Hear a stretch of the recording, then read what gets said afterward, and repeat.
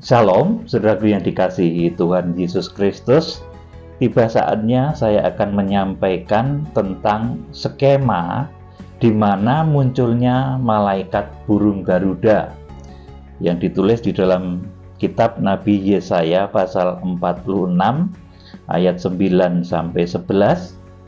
Kemudian digenapi di dalam kitab Wahyu pasal 10 ayat yang ke-1 sampai yang ke-4.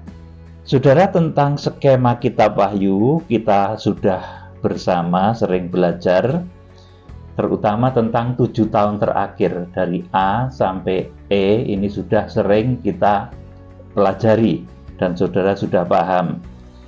7 tahun terakhir ini dibagi menjadi 2. 3,5 tahun pertama praaniaya, kemudian 3,5 tahun yang kedua adalah masa antikristus. Nah, saudara, di tengah-tengah ketujuh masa, pada saat 3,5 tahun pertama itu berlalu, akan terjadi satu peristiwa yang besar yang disebut dengan peristiwa Harpazo, kemudian pengungsian, dan kemudian yang kanak-kanak rohani tertinggal. Itu terjadi di D ini, saudaraku. Harpazo itu orang yang langsung dibawa kepada Allah dan ketahatannya, Wahyu 12 ayat yang ke-5. Kemudian pengungsian atau Peugo itu orang-orang yang rohaninya belum mencapai ruang Maha Kudus tapi disayang oleh Tuhan, diungsikan ke padang belantara selama 1260 hari. Kemudian ada kanak-kanak rohani yang tertinggal, Wahyu pasal 12 ayat yang ke-17, Wahyu pasal 11 ayat 1 dan 2. Saudara, siapakah sebetulnya yang disebut sebagai tokoh malaikat burung Garuda? Tokoh malaikat yang berwajah matahari di Wahyu pasal 10. Saudara, nanti tokoh itu akan muncul di antara C dan D, saudaraku. Nah, di sini ini yang saya gambar di dalam skema warna merah ini, saudaraku. Ini munculnya tokoh yang disebut sebagai malaikat burung Garuda atau malaikat yang berwajah matahari di Wahyu pasal yang ke-10. Dan dia di dalam job description-nya di dalam kitab Nabi Yesaya pasal 46, dia ditugaskan untuk menggendong Israel. Artinya apa, saudaraku? Kenapa tokoh ini baru muncul di sini, saudaraku? Karena sebelum itu di dalam skema yang biru ini, saudaraku, di dalam kegerakan kuda putih, dia sudah berhasil memiliki tanda tahbisan. Saudaraku, tanda tahbisannya apa? Bisa memeteraikan 144.000 dari suku keturunan Israel itu dimeteraikan nanti di sini. Saudaraku, meskipun kiprahnya di dalam kitab Wahyu pasal 7 ayat 1 sampai 4 itu sudah nyata, tetapi baru muncul secara luar biasa kemudian mempermaklumkan hari Harpazo, hari pengungsian dan hari masa antikris itu nanti baru di sini ini, saudaraku. Nah, saudara, saya beritahu, jadi malaikat yang disebut sebagai malaikat si burung Garuda, Wahyu pasal yang ke-10 ayat 1 sampai 4, Yesaya 46 ayat 9 sampai 11, itu tugasnya adalah membawa berita tentang hari Harpazo, hari pengungsian, dan hari masa antikris itu tiba. Maka dia munculnya di sini, saudaraku. Kenapa saya katakan muncul? Karena ini adalah hamba Tuhan yang hidup pada zamannya, adalah hamba Tuhan yang hidup pada zaman ini, saudaraku. Jadi tokoh ini akan muncul meskipun di dalam bahasa kitab Wahyu pasal 10 ayat 1 sampai 3 itu digambarkan turun dari surga.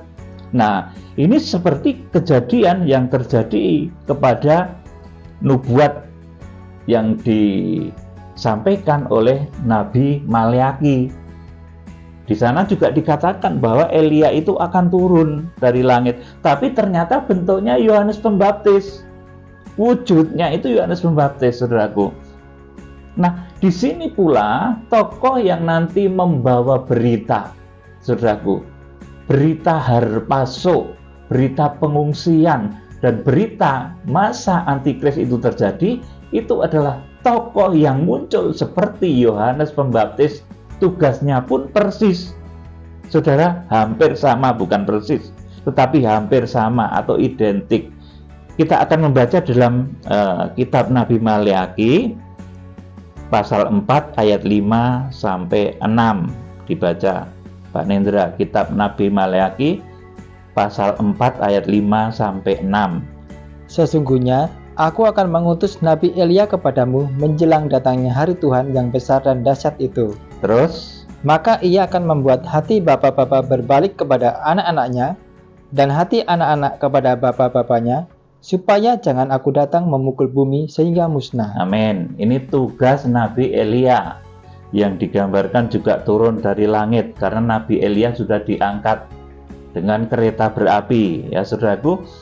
Maka ditulis, sesungguhnya aku akan mengutus Nabi Elia kepadamu menjelang datangnya hari Tuhan yang besar dan dahsyat itu, saudaraku. Nah, Nabi Elia yang diutus pada waktu itu ternyata wujudnya Yohanes Pembaptis, saudaraku. Nah, Wahyu pasal 10 ini yang disebut seorang malaikat yang turun dari langit, saudaraku, itu juga hamba Tuhan yang hidup pada zamannya, saudaraku, yang laksana Yohanes Pembaptis yang sudah dinubuatkan oleh Maleakhi pasal 4 ayat yang kelima ini. Dia turun dari langit, saudaraku.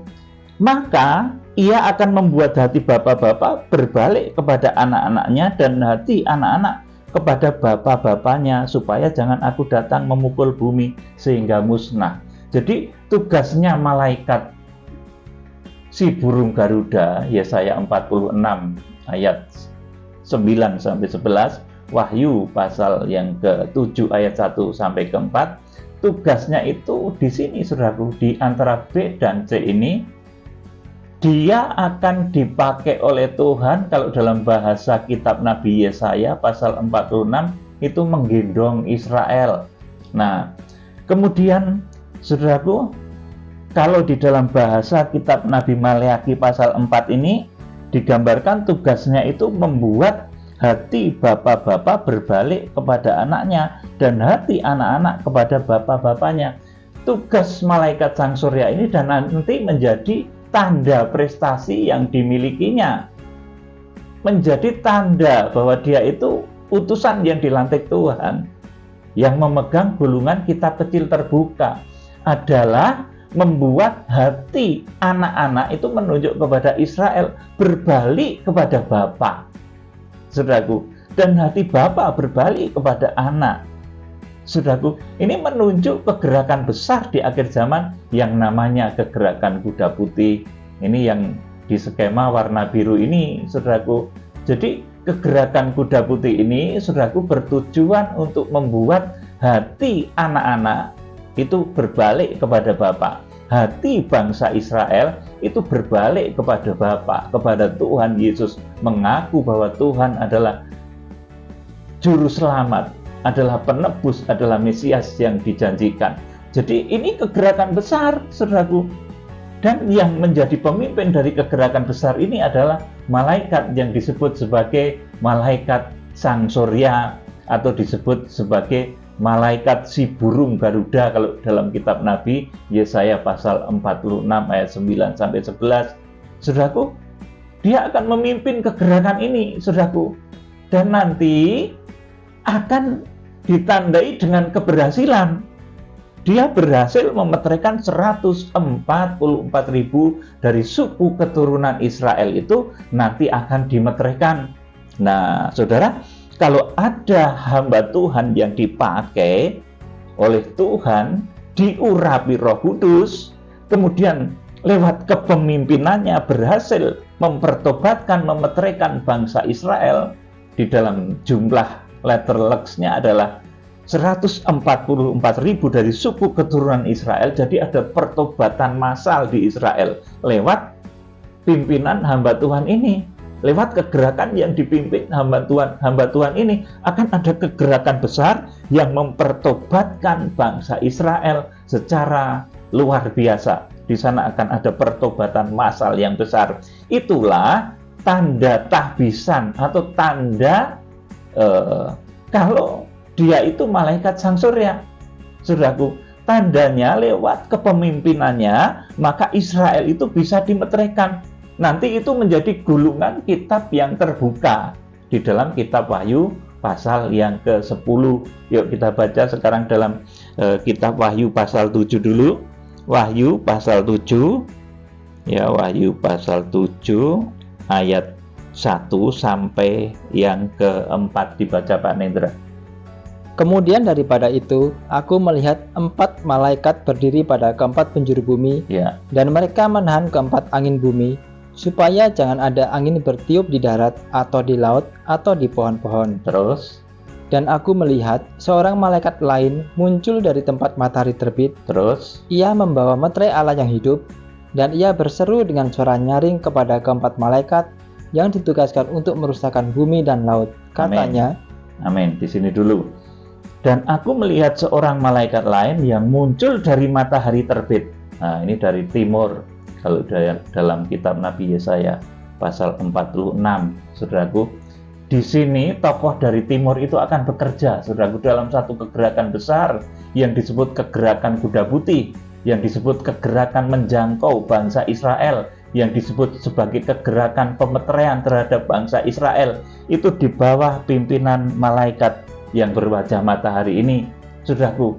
Sebelum dia, saudaraku, mampu, saudaraku, digunakan oleh Tuhan atau dipakai oleh Tuhan memeteraikan 144.000 orang, maka dia belum berani bersumpah bahwa tidak ada penundaan lagi. Nah, saudara, nanti kalau ada pertobatan massal sejumlah 144.000 suku keturunan Israel itu dimeteraikan, itu di sini posisinya, maka malaikat yang berwajah matahari atau disebut malaikat burung Garuda atau disebut malaikat sang surya, itu nanti dia berani bersumpah karena dia sudah memiliki tanda tahbisan. Tanda tahbisannya apa? Di sini mampu memimpin satu kegerakan yang membuat 144.000 orang dari suku keturunan Israel itu dimeteraikan dan menerima Tuhan Yesus. Saudaraku, itu tanda tahbisan dari malaikat sang surya yang pasti. Jadi kalau ada tokoh seperti itu, ya saudara sebaiknya taat, karena tokoh itu adalah tokoh yang dipakai oleh Tuhan. Saudara, kalau saya bolak-balik menyarankan kepada saudara, ayo sekarang kita memiliki hati yang terbeban untuk bangsa Israel. Karena mengingat ini, saudaraku, kegerakan untuk menjangkau bangsa Israel. Israel itu kekasih Tuhan. Sebelum Israel itu dipertobatkan di sini, saudaraku, di C ini, maka yang namanya Harpaso itu di sini, saudaraku, di yang hijau ini, masa antikris itu juga di sini, saudaraku. Kemudian apalagi rapture itu belum akan terjadi. Tuhan tidak akan meninggalkan bangsa Israel. Maka ayo, saudaraku, memiliki hati yang terbeban untuk bangsa Israel. Menginjil ke seluruh penjuru bumi itu bagus. Masuk pedalaman Amazon, pedalaman Afrika, bagus. Tetapi di waktu-waktu terakhir ini kita harus terbeban menjangkau bangsa Israel sampai nanti mereka dimeteraikan 144.000 dari suku keturunan Israel. Saya pun tidak berambisi untuk menjadi tokoh itu, kecuali kalau Tuhan memang mempercayakan hal tersebut, tentunya jadilah kehendak Tuhan. Tetapi saudaraku, kita berusaha pada bulan Mei mendatang, bangsa Israel yang akan bersekutu dengan kita adalah ratusan, dan saya berharap dari Indonesia yang bisa ke sana juga ratusan bangsa Israel, mungkin 300, dan keluarganya. Mereka akan beribadah fellowship raya dan juga makan bersama dengan kita. ibarat zaitun liar mulai menyatu dengan zaitun asli. Meskipun jumlahnya sedikit, tetapi itu merupakan pertanda bagus, saudaraku. Dari 300 itu nanti akan bisa berkembang. Mereka akan memberitakan kepada saudara-saudaranya sehingga bisa mencapai suatu ketetapan yang ditetapkan oleh Tuhan. Ribuan, bahkan ratusan ribu seperti yang ditulis di dalam Alkitab. Coba ayat selanjutnya, 3 dan 4. Katanya, janganlah merusakkan bumi atau laut atau pohon-pohon sebelum kami memeteraikan hamba-hamba Allah kami pada dahi mereka. Amin. Ayat 4. Dan aku mendengar jumlah mereka yang dimeteraikan itu 144.000 yang telah dimeteraikan dari semua suku keturunan Israel. Amin. Jadi fokus kepada turunnya, diutusnya, munculnya malaikat Sang Surya. Jadi saya sebut sebagai munculnya malaikat Sang Surya, karena mereka posisinya itu nanti seperti Yohanes Pembaptis. Dikatakan oleh Tuhan di dalam kitab Nabi Maleaki bahwa Elia akan turun, Elia akan diutus, tetapi wujudnya Yohanes Pembaptis. Demikian pula Wahyu pasal 10 ini dikatakan turun dari surga, tetapi ini nanti itu akan mengambil wujud seorang hamba Tuhan yang dipakai untuk memberitakan kapan harpazo ini di sini, kapan pengungsian itu juga di sini, dan kapan masa antikris itu di sini. Kenapa malaikat Sang Surya itu berani bersumpah bahwa tidak ada penundaan lagi? Karena di tangannya itu sudah ada tanda meterai. Dia sudah dilantik, ditahbis, sudah ada tanda khusus bahwa dia bisa memeteraikan 144.000 suku keturunan Israel. Saya pun kalau diberi kemurahan untuk bisa mempertobatkan 144.000 suku keturunan Israel, saya berani ngomong bahwa ayo kita sungguh-sungguh di dalam doa, sebab sebentar lagi akan masuk kepada masa harpazo, akan masuk pada masa antikris, akan masuk pada masa pengungsian. Tidak ada penundaan lagi. Itu kalau sudah ada tanda 144.000 suku keturunan Israel dimeteraikan. Jadi ini malaikat Sang Surya itu munculnya di sini, saudaraku, sebab dia sudah memiliki tanda bukti dari pekerjaan yang dikerjakannya, yaitu pertobatan Israel, pemeteraian Israel, yang nanti akan mencapai jumlah pertobatan 144.000 suku keturunan Israel. Nah, siapapun nanti yang dipakai, hendaknya kita menjadi taat, karena itulah hamba Tuhan yang dipakai, saudaraku. Mempertobatkan Israel itu bukan pekerjaan mudah, saudaraku. Oleh karena itu Tuhan memunculkan tokoh-tokoh yang luar biasa di akhir zaman. Saudaraku yang dikasihi Tuhan, kita juga akan membaca di dalam kitab Wahyu pasal yang ke-10. Wahyu pasal yang ke-10. Ini munculnya malaikat Sang Surya, ya. Judulnya itu kitab yang terbuka. Nah, ini di yang merah ini ya. Jadi menjelang harpazo, menjelang pengungsian, menjelang masa antikris itu akan ada pemberitahuan dulu dari malaikat Sang Surya. Jadi malaikat Sang Surya itu tugasnya apa? Membawa berita tentang kapan harpazo, tentang orang-orang yang mencapai ruang Maha Kudus. Itu akan harpazo dibawa kepada Allah dan ketatannya. Tentang orang-orang yang mencapai ruang kudus, itu akan diungsikan ke suatu tempat yang disiapkan oleh Allah selama 1260 hari. Wahyu 12 ayat 6 ayat 14. Dan dia juga memberitakan tentang adanya kanak-kanak rohani yang tertinggal dan diperangi oleh naga. Wahyu pasal 12 ayat 17, Wahyu pasal 11 ayat 1 dan 2. Jadi itulah berita yang dibawa oleh malaikat Sang Surya. Itulah berita yang dibawa oleh malaikat burung Garuda. Saudaraku, yuk kita akan baca Wahyu pasal 10 ayat 1 mulai dibaca, Pak Nendra. Jadi di sini malaikat Sang Surya itu turun yang digambarkan dalam Wahyu pasal 10. Coba dibaca, Pak Nendra. Dan aku melihat seorang malaikat lain yang kuat turun dari surga, berselubungkan awan, dan pelangi ada di atas kepalanya, dan mukanya sama seperti matahari, dan kakinya bagaikan tiang api. Amin. Terus? Dalam tangannya, ia memegang sebuah gulungan kitab kecil yang terbuka.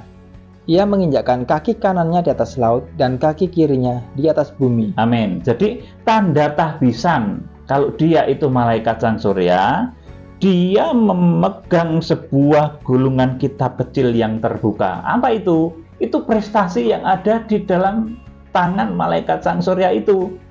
Ibaratnya begitu, itu gulungan wisuda, saudaraku. Gulungan penghargaan yang terbuka di tangan malaikat itu, saudaraku. Karena dia sudah bisa memeteraikan 144.000 suku keturunan Israel yang di dalam kitab Wahyu pasal yang kelima itu masih tertutup, masih tersegel. Tetapi lewat kepemimpinan malaikat sang surya ini, maka bangsa Israel mata hatinya bisa dibukakan. Tentunya bukan karena kehebatan malaikat sang surya, tetapi ini kehebatan Tuhan Yesus, anak domba yang tersembelih. Tetapi kepercayaan untuk saudaraku memimpin kegerakan ini tentunya diberikan oleh Tuhan kepada hamba Tuhan yang hidup pada zamannya di akhir zaman. Jadi ini munculnya seperti Yohanes Pembaptis, saudaraku, seperti Yohanes Pembaptis. Dia bertugas mengembalikan Israel itu kepada Bapa, dan Bapa kepada Israel. Itu tugasnya Yohanes Pembaptis dulu, saudaraku. Dan kalau itu sudah terjadi, dia artinya mempersiapkan jalan untuk kedatangan Tuhan, saudaraku. Seperti Yohanes Pembaptis juga mempersiapkan jalan untuk kedatangan Tuhan. Kemudian tugas malaikat sang surya itu intinya ada 3, saudaraku. Memberitakan mengenai masa harpaso bagi orang-orang yang mencapai ruang Maha Kudus. Kemudian yang kedua, memberitakan tentang orang-orang yang diungsikan bagi orang yang mencapai ruang rohani, ruang kudus, mencapai ukuran rohani ruang kudus. Ini akan diungsikan. Wahyu pasal 12 ayat yang ke-6 dan ayat yang ke-14. Kemudian dia juga memberitakan bahwa ada kanak-kanak rohani itu yang akan tertinggal dan diperangi oleh naga. Wahyu pasal 12 ayat 17. Saudaraku, jadi di sini ya, ini munculnya malaikat si burung Garuda atau malaikat sang surya. Wahyu pasal 10 ayat 1 sampai 11 totalnya kalau dibaca. Kemudian yang dinubuatkan di dalam kitab Nabi Yesaya pasal 46. Saudara, coba kita akan baca juga kitab Nabi Yesaya pasal 46. Kitab Nabi Yesaya 46.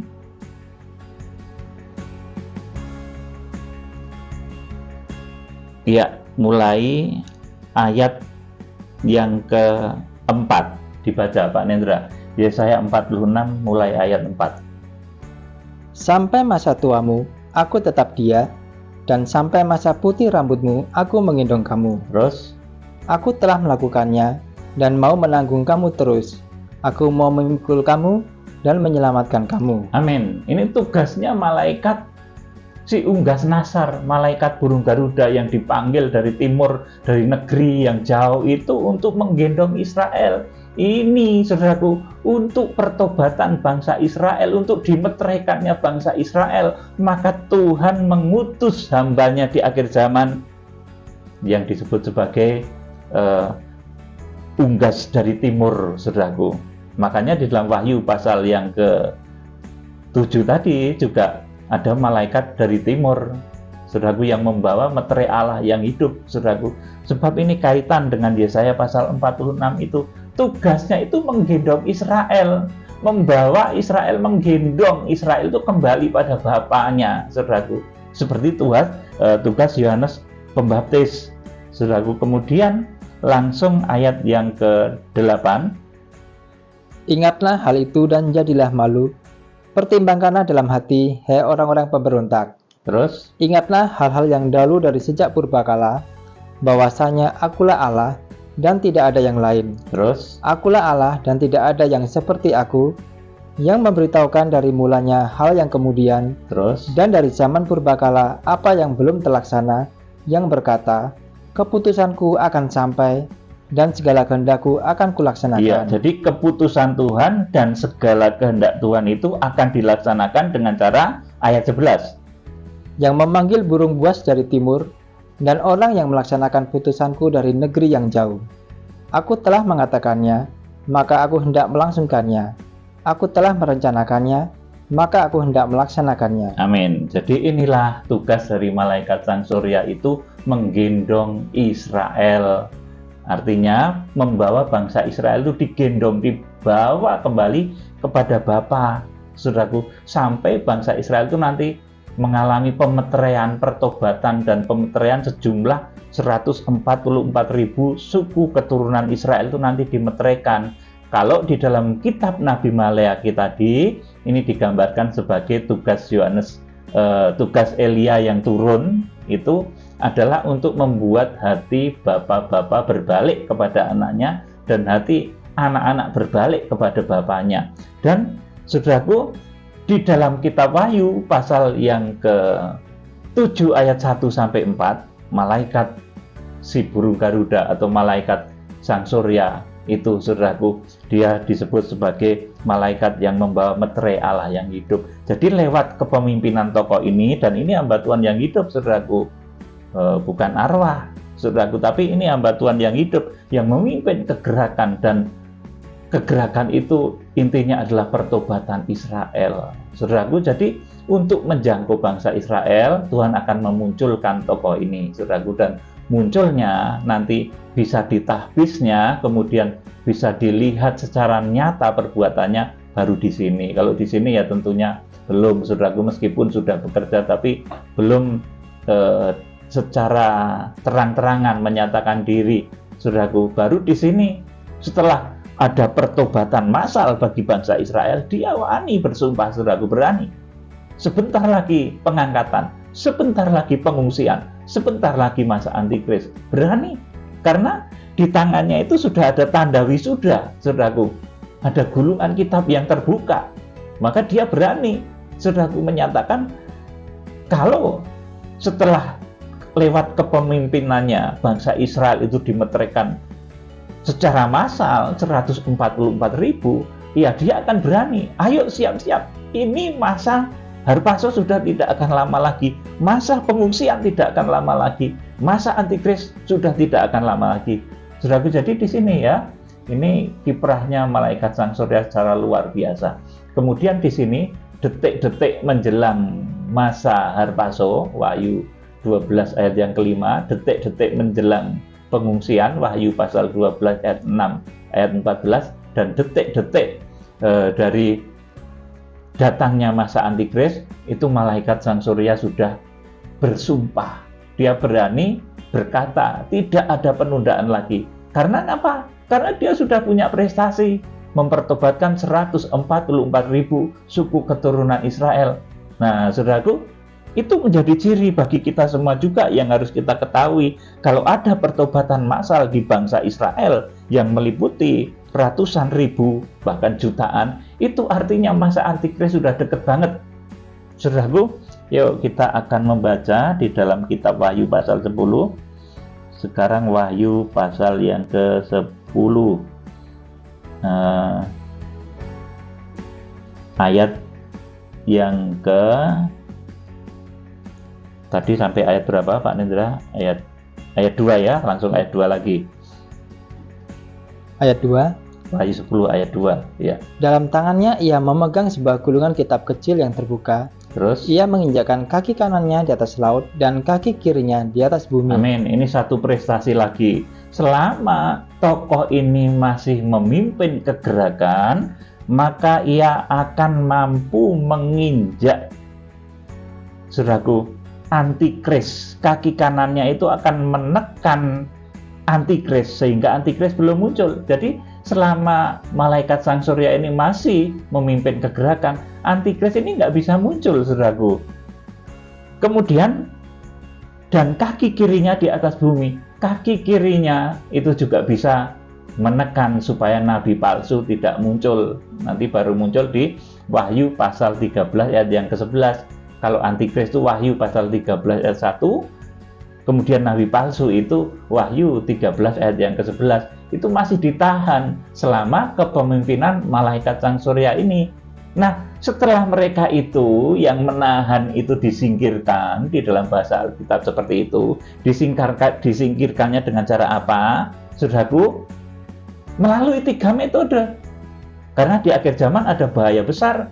Bahayanya bukan air bah, bukan banjir, bukan apa-apa, tapi masa antikris yang sadis dan dahsyat. Bahaya yang besar itu, saudaraku, maka Tuhan mengadakan 3 metode untuk menyelamatkan umatnya, yaitu harpazo untuk orang-orang yang ruang Maha Kudus itu di sini.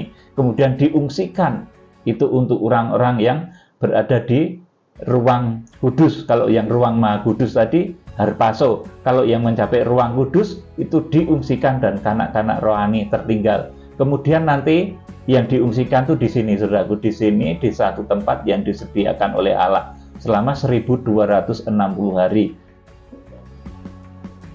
Saudara, saya juga akan menyampaikan kepada saudara tentang hal ke-7 bintang yang diutus oleh Tuhan untuk melakukan pekerjaannya di dalam kitab Wahyu.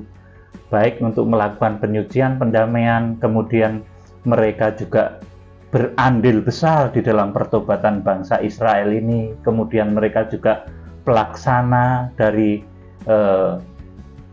penghukuman 7 sangkakala di sini. Kemudian di sini nanti juga merupakan pelaksana dari penghukuman 7 bopor murka Allah. Jadi sejak kitab Wahyu pasal 1 yang namanya 7 guru itu, saudaraku, hamba Tuhan yang dipakai itu nggak bisa jatuh karena yang memilih adalah Tuhan sendiri. Dia ditetapkan oleh Tuhan sendiri. Tuhan yang menampakkan diri di depan mereka. Nggak bisa jatuh, saudaraku. Bahkan mereka sudah rukun di dalam membangun kesatuan tubuh Kristus di sini, yang warna hijau ini. Kemudian di 9 bulan yang pertama ini, mereka juga sudah bahu-membahu, memiliki hati yang sama di dalam menjangkau bangsa Israel, dalam pertobatan bangsa Israel. Di sini mereka merupakan pelaksana dari 7 meterai. Kemudian yang kuning ini nanti ke-7 bintang itu atau ke-7 guru itu juga pelaksana dari penghukuman 7 sangkakala. Bahkan ke-7 guru itu yang mampu menerjemahkan berita hari kapan saat pengangkatan itu tiba, saat harpazo itu tiba, yang menerjemahkan nanti hanya ke-7 guru, saudaraku. Kemudian ke-7 guru atau ke-7 bintang itu juga masih akrab di sini, saudaraku. Mereka mencurahkan atau diberi amanat oleh Tuhan penghukuman 7 cawan murka Allah. Bisa saudara lihat di Wahyu pasal yang ke-15 itu nanti. Jadi ke-7 bintang itu yang memilih Tuhan, yang melantik Tuhan. Kemudian mereka bekerja juga, mereka berada di dalam genggam tangan Tuhan, saudaraku. Jadi begitu ya. Bahkan yang bisa menerjemahkan bahasa dari malaikat sang surya itu cuma ke-7 guru. Isinya apa? Itu mengenai hari H. Hari H apa? Bukan kedatangan Tuhan, loh, saudaraku. Kalau kedatangan Tuhan, Tuhan sendiri mau menyampaikan, nggak mau menyampaikan. Tetapi yang diberitakan oleh malaikat sang surya, kemudian yang bisa nangkep itu cuma 7 guru, saudaraku, itu adalah berita harpazo ini. Berita tentang masa pengungsian, berita tentang datangnya masa antikris, itu nanti bisa diketahui. Diketahui karena apa? Karena tokoh-tokoh ini sudah mengerjakan pemeterian terhadap bangsa Israel. Kalau pemeterian terhadap bangsa Israel sudah terjadi, saudaraku, maka masa antikris itu sudah dekat. Dan nanti hari-harinya akan diberitakan secara detail oleh malaikat sang surya ini, yang bahasanya hanya bisa diterjemahkan oleh ke-7 guru. Kita baca Wahyu pasal 10 ayat 3 dan ayat yang keempat. Dan ia berseru dengan suara nyaring, sama seperti singa yang mengaum, dan sesudah ia berseru, ke-7 guru itu memperdengarkan suaranya. Amin. Ini Rasul Yohanes ketika mendengar suaranya malaikat sang surya itu cuma seperti mendengar suara singa yang mengaum, tetapi rupanya itu ada artinya, dan artinya diterjemahkan oleh ke-7 guru. Saudaraku, ayat yang ke-4. Ya. Dan sesudah ke-7 guru itu selesai berbicara, aku mau menuliskannya. Tetapi aku mendengar suatu suara dari sorga berkata, "Meteraikanlah apa yang dikatakan oleh ketujuh guru itu, dan janganlah engkau menuliskannya." Amin. Jadi berita hari H tentang Harpaso, di mana orang-orang Maha Kudus yang rohaninya sangat bagus, terbagus, rohani ruang Maha Kudus, berita tentang Harpaso, orang-orang Maha Kudus yang langsung dibawa kepada Allah dan ke tahtanya. Kemudian berita tentang orang-orang yang diungsikan, yaitu orang-orang yang rohaninya mencapai ruang kudus. Kemudian berita tentang datangnya masa antikris, karena ini waktunya bareng. Tiga hal ini, saudaraku, seperti halnya bait suci, itu ada ruang Maha Kudus, ruang kudus, dan pelataran. Demikian pula metode yang dikerjakan oleh Tuhan di Wahyu pasal 12 ayat 1 sampai terakhir itu adalah tiga metode ini. Yang pertama namanya Harpaso, yang kedua namanya Peugo atau pengungsian, kemudian yang ketiga dibiarkan diperangi oleh naga. Saudaraku, jadi ruang Maha Kudus, ruang kudus, dan pelataran.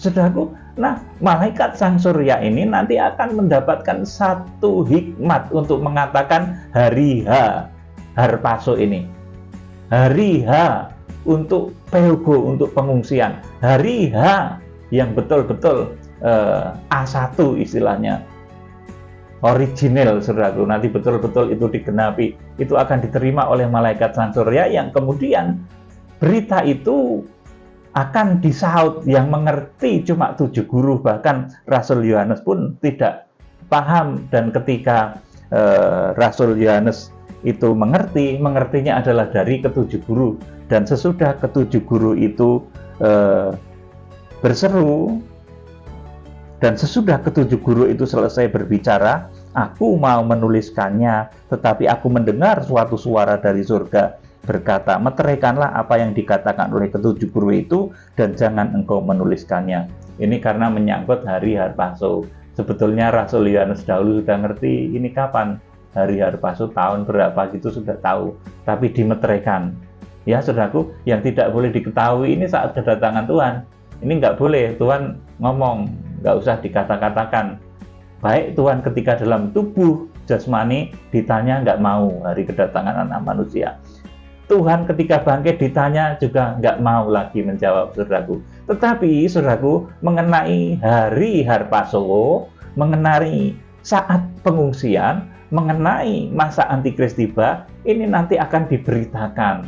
Dan pemberitaannya itu melalui malaikat Sang Surya, dan munculnya di sini.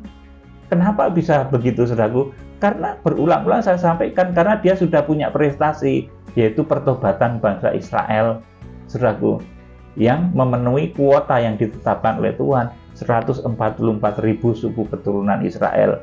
Nah, kalau itu sudah terjadi, saudara harus cepat bangun, saudara harus rohaninya tergugah untuk betul-betul membangun rohani sebaik mungkin. Kalau bisa gitu ya saudara ikut Harpaso, kalau kurang bisa ya paling tidak diungsikan atau Peugo. Kalau terpaksa ya tertinggal tidak apa-apa, tapi tetap pertahankan iman di dalam Tuhan Yesus Kristus. Saudaraku yang dikasihi Tuhan, coba dibaca ayat yang selanjutnya, ayat yang kelima. Ya, kelima. Dan malaikat yang kulihat berdiri di atas laut dan di atas bumi, mengangkat tangan kanannya ke langit. Terus? Dan ia bersumpah demi Dia yang hidup sampai selama-lamanya, yang telah menciptakan langit dan segala isinya, dan bumi dan segala isinya, dan laut dan segala isinya. Katanya, tidak akan ada penundaan lagi. Amin. Saudaraku, jadi malaikat Sang Surya ini karena apa dia itu berani bersumpah, saudaraku? Dia berani bersumpah demi Dia yang hidup sampai selama-lamanya, yang menciptakan langit dan segala isinya, dan bumi dan segala isinya, dan laut dan segala isinya, bahwa tidak ada penundaan lagi. Untuk apa? Untuk Harpaso, pengangkatan nanti nggak ada penundaan lagi. Untuk pengungsian nggak ada penundaan lagi. Untuk terjadinya masa antikris nggak ada penundaan lagi. Saudaraku, dia berani berkata begitu karena apa? Karena dia sudah punya satu tahbisan, tanda tahbisan. Dia sudah diwisuda dengan gulungan terbuka, gulungan kitab yang terbuka di tangannya tadi. Artinya lewat kepemimpinannya bangsa Israel itu sudah dimeteraikan sejumlah 144.000 dari suku keturunan Israel. Nah, jadi dasarnya demikian, malaikat sang surya itu turunnya di sini, saudaraku. Munculnya di sini, saya katakan munculnya dari sini. Ya, saudaraku, jadi dia adalah hamba Tuhan yang hidup, yang akan dipakai oleh Tuhan untuk penjangkauan terhadap bangsa Israel, ya, saudaraku, untuk pertobatan bangsa Israel. Dan nanti dia juga yang akan memimpin umat manusia, orang-orang percaya di dalam masa-masa akhir zaman, mempersiapkan jemaat untuk bisa harpaso. Harpaso itu pengangkatan gelombang yang pertama di sini. Dia juga yang akan mempersiapkan jemaat-jemaat untuk bisa diungsikan, itu di sini juga. Dan nanti yang diungsikan pun akan diangkat dalam gelombang 2 pengangkatan di sini yang kita kenal dengan perjamuan kawin anak domba. Saudaraku, jadi demikian kiranya tentang malaikat sang surya atau malaikat burung Garuda yang ternubuat di dalam kitab Nabi Yesaya pasal yang ke-46 ayat 9-11, kitab Wahyu pasal 7 ayat 1-4, kemudian kitab Wahyu pasal 10 ayat 1-4, kiranya saudara menjadi lebih paham. Nanti lain kali akan saya lanjutkan dengan pokok bahasan yang lebih detail. Tuhan Yesus Kristus memberkati.